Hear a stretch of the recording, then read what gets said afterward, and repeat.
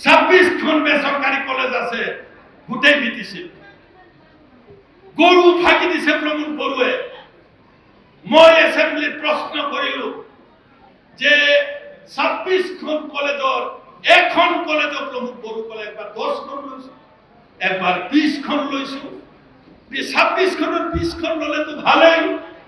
কিন্তু মই যেতিয়া কোকৰাঝাৰ এসেম্বলিত প্ৰশ্ন কৰিছিলো সেই দিনা এখনো কলেজ প্ৰমোদ বড়ুৱে লব পৰা নাই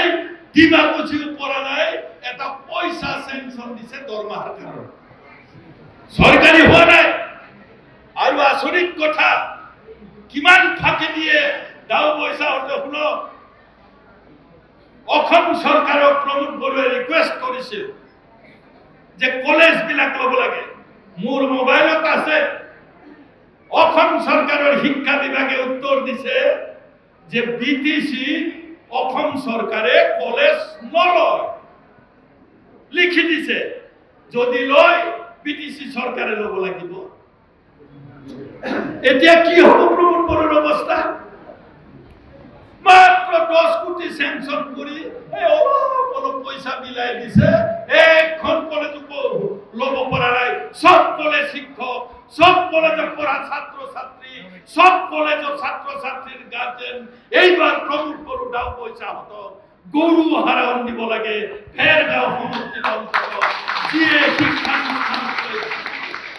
শিক্ষানুষ্ঠানত থাকি দিছে জ্ঞানৰ মন্দিৰ বুলি কওঁ আমাক থাকি দিছে হাই স্কুল প্রভিন্সিয়ালাইজেশন করিম সরকার করিম বলে কইছিল এখনো লব পারা নাই পাত্র নহাকে তাই এই যে সরকার থাকি কিলা ওই প্রমোদ বড়ুর পেট তো ডাঙর হবা নাকি আরো হলো দাও পয়সার পেট ডাঙর হবা নাকি দাও পয়সার আরো অলপ মাটি সম্পত্তি বৃদ্ধি করিবার কারণে নাকি আরো দুখনমান গাড়ি বরাবর কারণে নাকি আপনার উপর সার্থক তেওঁলোক হয়েছিল আপনার উপর সার্থক জলাঞ্জলি দিছে এটা প্রতিজ্ঞা করে ঘুরে যাও যে আপনালোকে অহাবার দাও পয়সা বিজেপি পরাজিত করি বিপিএফ যে ক্যান্ডিডেট তাক বিজয়ী করাও আর আপনালোকে নিজের কাম নিজে করো